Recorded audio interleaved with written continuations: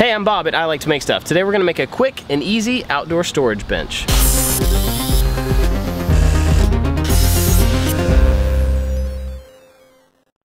Several years ago, I made an outdoor storage bench actually in the same spot, and it lasted for a long time, but it was time to replace it, so I figured I'd show you how I did it. It's really easy, you don't need many tools, and it uses dimensional lumber from the hardware store. All right, let's check it out. I'm using pressure-treated lumber for this so that it will last quite a while outside. It's a lot easier in this case to bring out a miter saw, or if you have a circular saw, that would work as well, to bring it to where you're working outside because this piece is going to be big.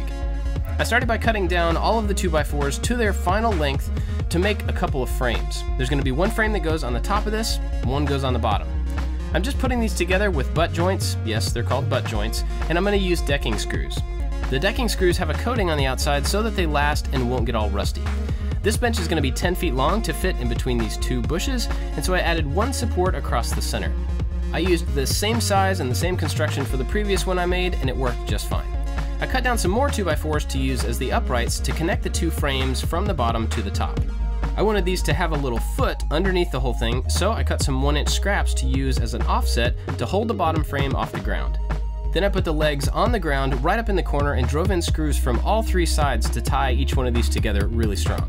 With all of the uprights connected, I stood it up on its end and then laid the top frame down. I flipped this whole piece over so that I was working on it upside down, and this let me connect the top of the uprights to the bottom of the top frame. Super confusing, I know, but once you flip it over, it makes more sense. The long 2x4s were purchased at 10 feet, so I didn't have to cut those. But the 1x4s I used to face the whole thing were 12 foot, so I did have to cut off some extra from them and use those extra pieces to cover the ends. I screwed one piece in, I used a couple of screws as a spacer, and added the next one and the next one, and followed that all the way up the sides. I did the same procedure for the front and the back and the other end.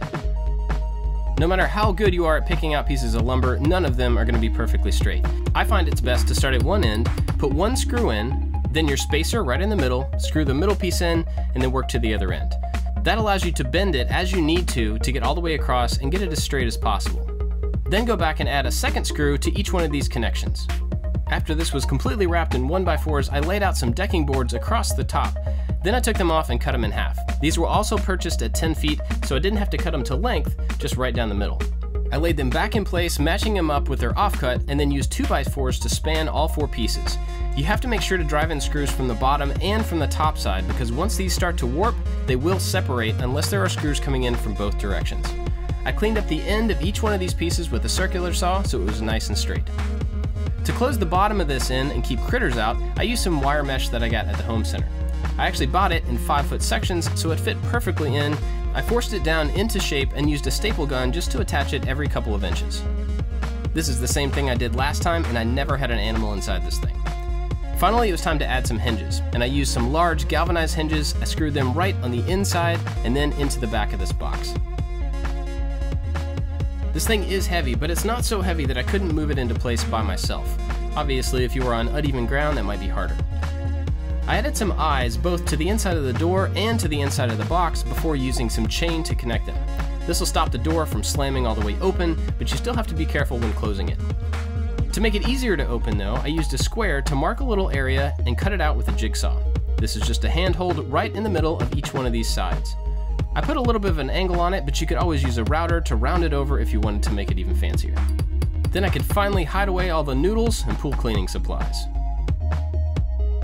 There it is, super quick and easy. I did this an entire day and I was filming, so if you weren't filming, this would probably just take you a couple of hours. Obviously you can change the scale of this to fit your space. I just made it so it would fit between these two bushes in this one little area. And if you needed to put heavier things on the inside, you could put some slats of wood across there just to give it a solid bottom.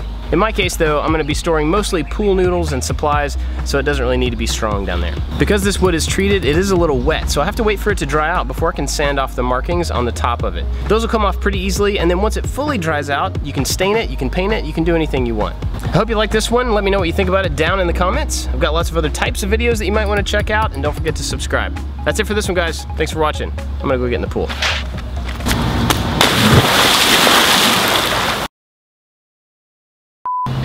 Several years ago, well,